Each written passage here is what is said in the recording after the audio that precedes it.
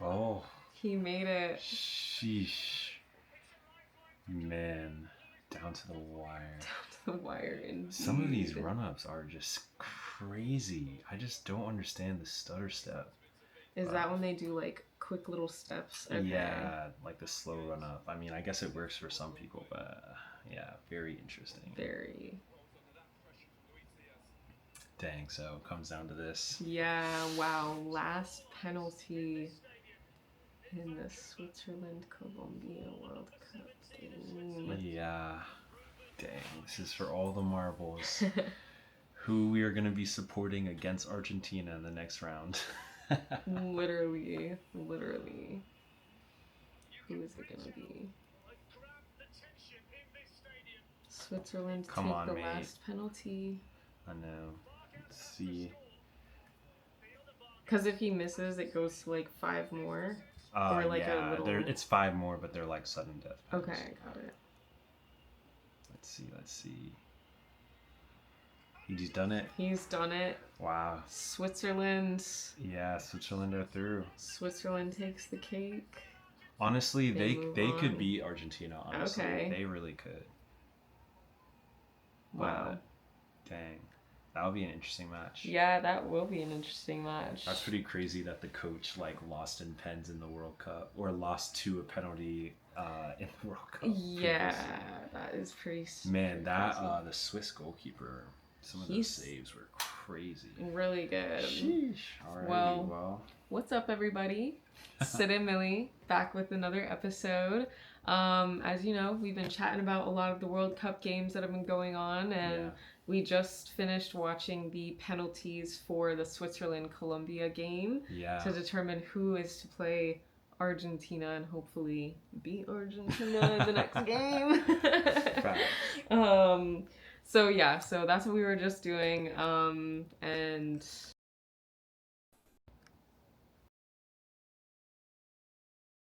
I was like, are the mics not working? No. So should we pause it? And no, it's good. Okay, I see it. All right. Brief intermission there. But yeah, so we just finished watching that game, determined who the winners and who's moving on next. Colombia has been knocked out. Switzerland will be moving forward. Yep. So let's get right into it, Millie. Yeah, well, I mean, we just finished the penalty shootout. That was actually the best penalty shootout of the tournament so far.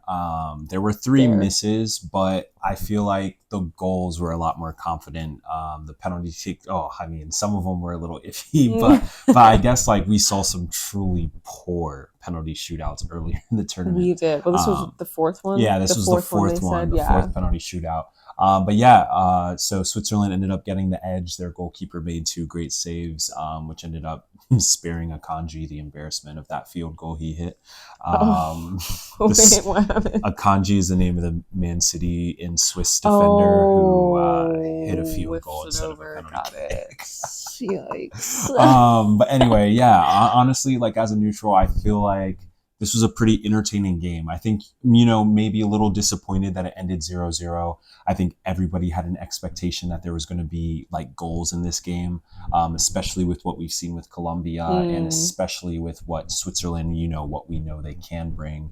We kind of expected more goals and a little bit more of a back and forth like battle, kind of like what we saw earlier in the game against Egypt and Argentina. Yes, like a more intense, like exciting kind of like goals for each team at least. Well, I think like goals open up the game, right? As soon as one team scores, the other team is going to have to react and have to stretch the way they're playing to try and react to said goal, and that obviously opens up spaces on the other end of the pitch for the team who scored to try and exploit. So it creates a more open and dynamic football match for sure. Okay. But in the 0-0, at times in the game, it felt like both teams were kind of risk averse. They're almost like like risk aversion kind of thing. They're almost trying to just make sure that the other team doesn't score. Yeah, definitely. And I mean, possession was pretty even throughout the match. I mean, it was in the 40s for both teams, and then about 10% was contested. So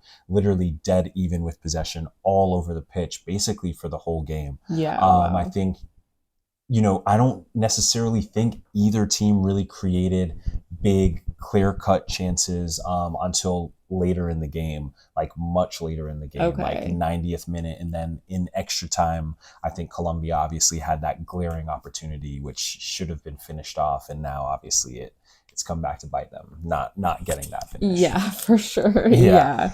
So, yeah, I mean, that's Um, definitely unfortunate for them. Yeah, but I think, and on the day, Colombia might have been the slightly better team. I think they did have more probably attacking opportunities. I think Luis Diaz was a constant threat for Colombia. Mm-hmm. But yeah, I don't think they necessarily created a ton of clear cut opportunities, but they seemed to be the team that was doing more of the attacking.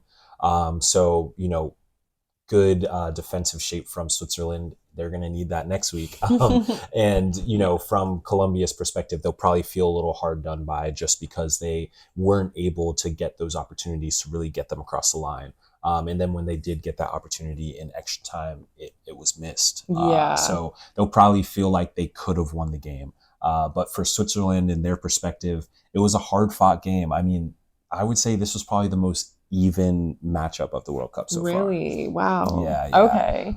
Did you Um, feel like they both kind of had similar styles of play, or is it more like, Honestly, just their matchup was just okay.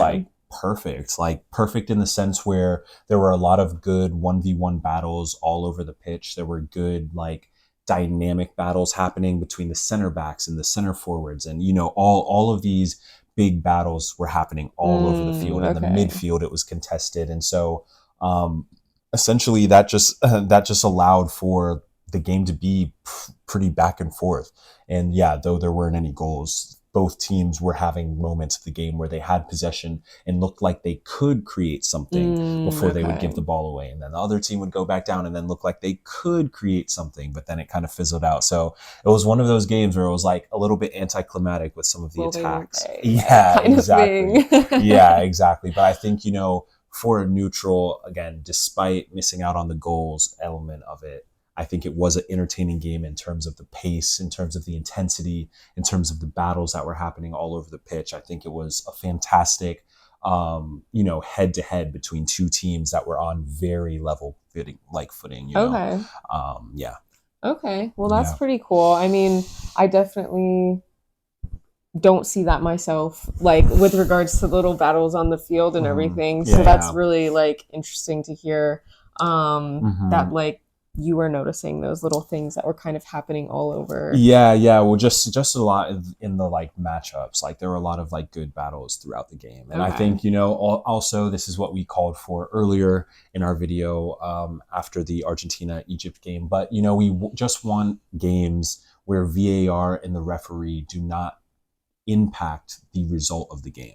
Like, do you see how much better it feels when a game isn't swayed one way or the other by the referee or VAR? Yes. That is the way the sport is meant to be played. It should be anybody's contest on any given day without any suspicious calls being made. Fully So agree. it was actually a breath of fresh air to see this game be handled actually with some decency. No controversial calls, no controversial, red call. There was just none Yeah. of that. The ref just handled the flow of the game, made sure the intensity didn't get out of pocket and didn't send anybody off or make any ridiculous calls. I can appreciate that. It just helps with everything. The flow of the game was better. Again, the lack of controversy is exactly what we want to see. So Mm-hmm. I actually appreciate the way that this game was, refereed for the most part. Yeah, fair enough. I feel like there were a lot of moments, not necessarily that all of them were called fouls or anything, Hmm. but there were a lot of moments where they would show a replay and we're like, really? Yeah, You're trying yeah. to get a foul for that? Yeah, there were some soft little dives out there. Yeah, that that is for sure. And again, that needs to be a part. Now that could be a part of the game that VAR could be used to help weed out is the diving. Because this is not a swimming competition. You're not jumping in the Yeah. pool. Please stop jumping on the ground. I know it doesn't feel good. So yeah, it was an interesting contest. I couldn't really get a gauge again for if one team was net better than the other. Okay. I don't know which team would have been the better competition for Argentina in the next round, to be fair. I think, Colombia, obviously, they're kind of used to that heated element that typically is what, the Copa America games are like when the South American tournament is taking place. They're very heated, very emotional, tons of fouls, tons of Okay. drama. Like that's typically how those games go. And so, Colombia might have been up for that sort of challenge with Argentina, Got just it. because they can kind of match that energy and match that like nastiness. Scrappiness. Yeah, scrappiness is the perfect word for it. Yes, they can match that pretty well. Yeah. But again, I think, Switzerland has a lot of good quality in their team. And even though maybe that style of play isn't necessarily what they're accustomed to, they still dealt with that very well today. They definitely matched Colombia's intensity, and they relied on their key players to have big moments, and they did. Kanji at center back, the Man City player, usually boo, but whatever. Today but he had a good game. He was fantastic in the center back position. Granit Xhaka, we know he's been a Premier League. He was with Bayer Leverkusen in their undefeated season.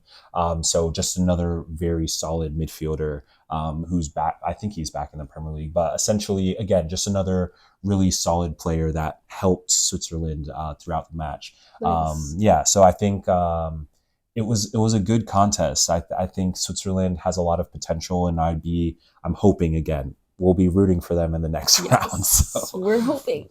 Please do it. Someone's got to get it done. Do what we all need you to do. Please, no pressure. But yeah, so Switzerland just has to bring that same intensity, bring that same level of fight and grit to the next game. But then they need to include like that clinical ability, that goal scoring element to it. Whether that's Xhaka taking more shots from distance, because I don't think he did that today, but he can do that. It's in his wheelhouse. So, Xhaka needs to be looking to shoot, the young attackers that that Switzerland has. I know they had a key player that was injured in practice yesterday. I know Fletcher mentioned that in his commentary that he wasn't included, and that obviously hurt their offensive prowess. That's true. He did. So hopefully that player will be back next week, and hopefully with his reintegration in the squad, they can be a little bit more dynamic in the attack because, obviously to beat Argentina, they're going to need to score some goals in the run of play. Yeah, true. Yeah, that's really unfortunate that he got injured during practice of all things. Yeah, facts. I know practice? what happens. Talking about practice. But yeah, so it was good. I think Switzerland is a solid team, and Colombia also should be, pretty proud of themselves for this tournament. I know they'll be massively disappointed today, largely because they had kind of that home field support. So they had that extra man from the crowd, and it didn't really get them across the line. And they had some chances that they missed as well. So they'll definitely be kicking themselves about that.